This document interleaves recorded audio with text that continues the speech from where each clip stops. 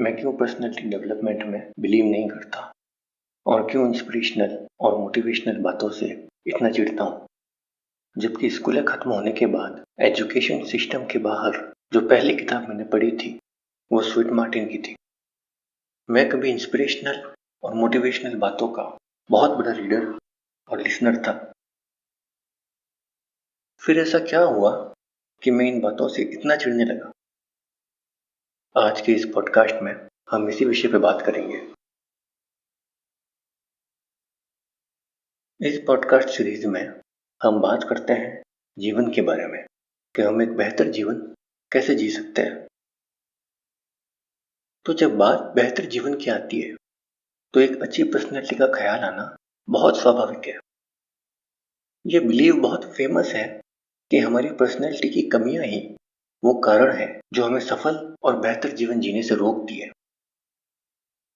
हालांकि मेरा मानना है कि ये बिलीव गलत है और असफल रह जाने का डर ही कारण है इस बिलीव को अपनाने के पीछे। और यही डर हमें पर्सनैलिटी डेवलपमेंट के जाल में फंसा देता है, बिना ये जाने कि पर्सनैलिटी क्या होती है और डेवलपमेंट किसे कहते हैं।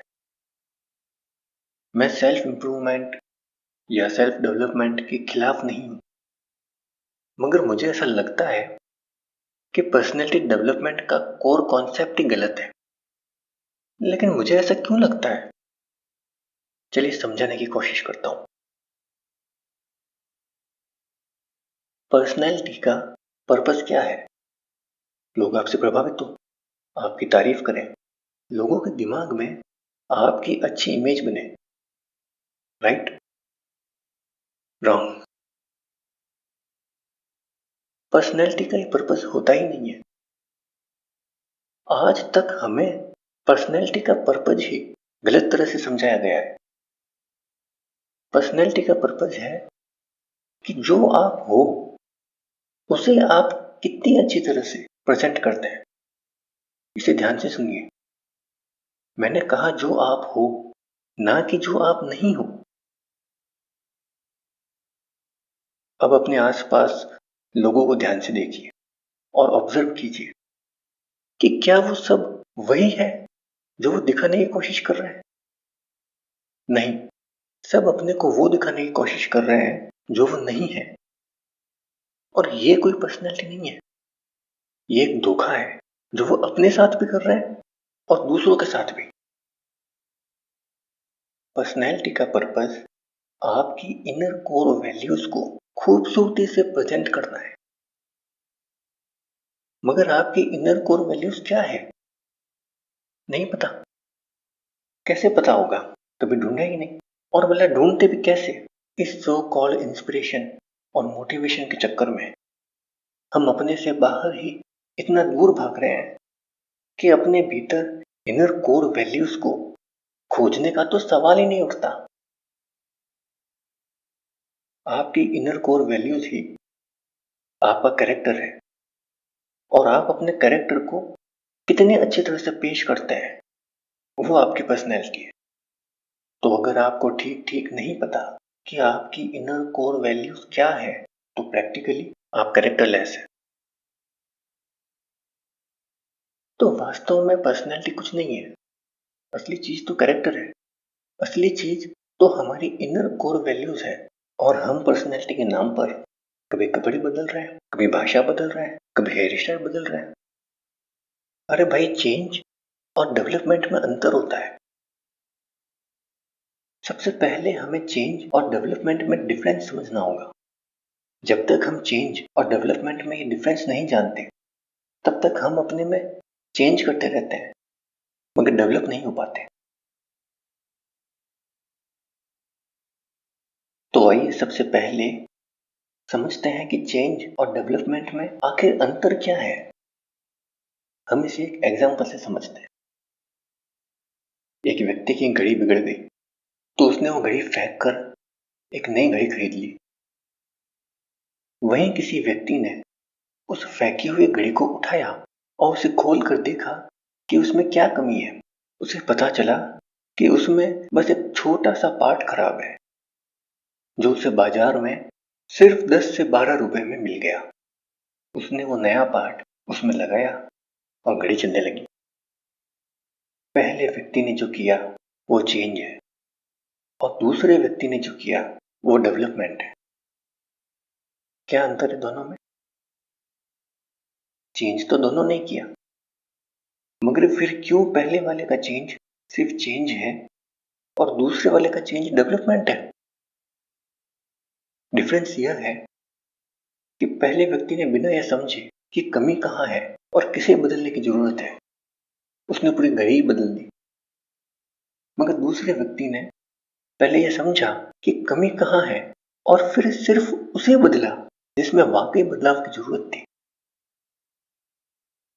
तो चेंज है ही, मगर जो चेंज ये समझ कर किया जाता है कि हमें क्या बदलना जरूरी है और क्यों, तब वो चेंज डेवलपमेंट कहलाता है।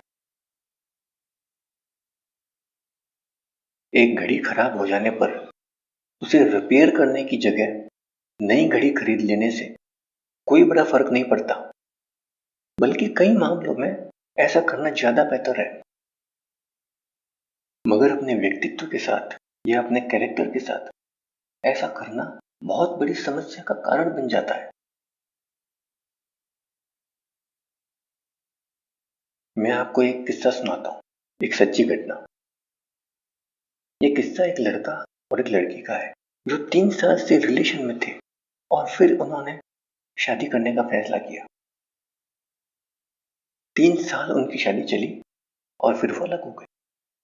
मैं इसमें किसी का नाम या जगह का नाम नहीं ले रहा, क्योंकि ऐसा सिर्फ एक व्यक्ति के साथ नहीं हुआ है, बल्कि बहुतों के साथ हो चुका है और बहुतों के साथ होने वाला है। सवाल है क्यों?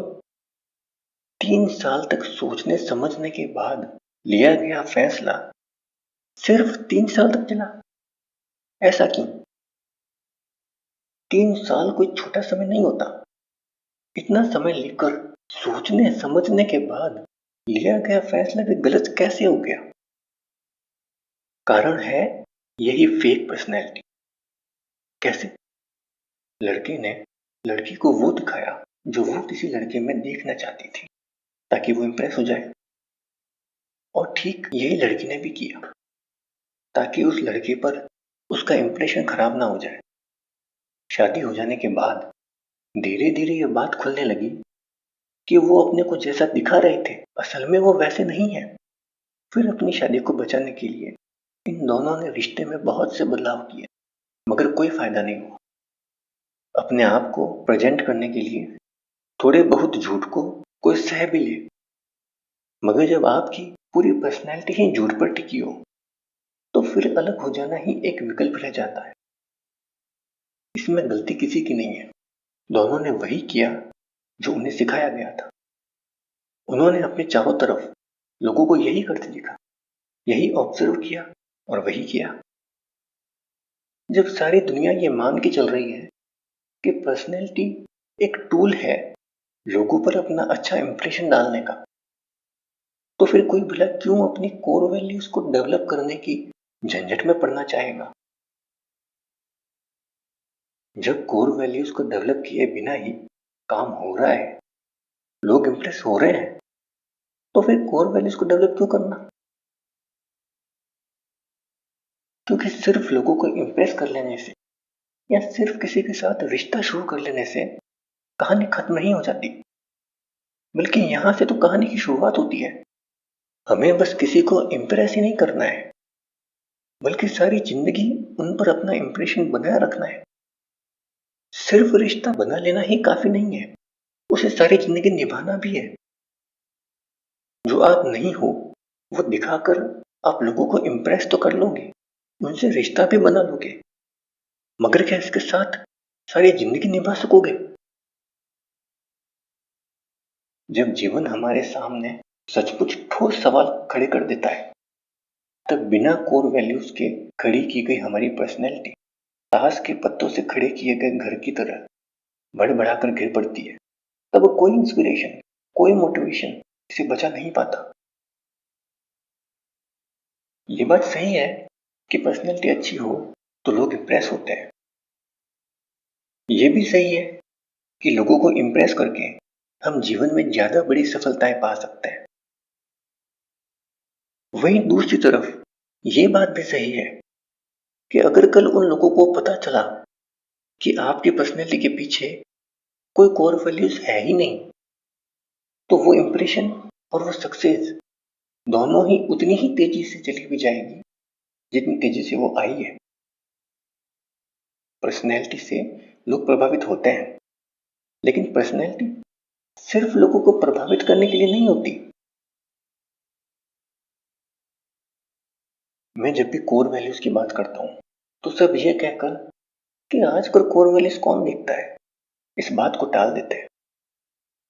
किसी ने तो मुझे ये भी कह दिया कि जाकर मार्केट से थोड़ी कोर वैल्यूज देकर कुछ सामान लिया, फिर देखता हूँ कि दुकानदार तुझे क्या देता है। ये वो लोग होते हैं जिनकी अपनी लाइन लंबी नहीं हो पाती, तो वो सारी जिंदगी दूसरों की लाइनें काटने में लगे रहते हैं। ठीक है, मैं सहमत हूँ, लोग आपकी कोर वैल्यूज नहीं देख पाते और ना ही इसके बदले कोई मार्केट में 1 रुपया भी देगा। मगर कोर वैल्यूज दिखाने की या बेचने की चीज है भी नहीं। यह आपके जीवन की क्वालिटी को बेहतर बनाने के लिए है, किसी को दिखाने या बेचने के लिए नहीं। तो अब आप शायद समझ गए होंगे कि मैं क्यों पर्सनैलिटी डेवलपमेंट में बिलीव नहीं करता और क्यों मुझे लगता है कि पर्सनैलिटी डेवलपमेंट का कोर कॉन्सेप्ट ही गलत है। मैं यहाँ उन लोगों की बात कर रहा हूँ जो कपड़े बदलकर, भाषा बदलकर, हेयर स्टाइल बदलकर या अपने में ऐसे ही कुछ 2 टके के बदलाव करके अपने आप को औरों से सुपीरियर समझने लगते हैं और सोचते हैं कि उनकी पर्सनैलिटी डेवलप हो गई।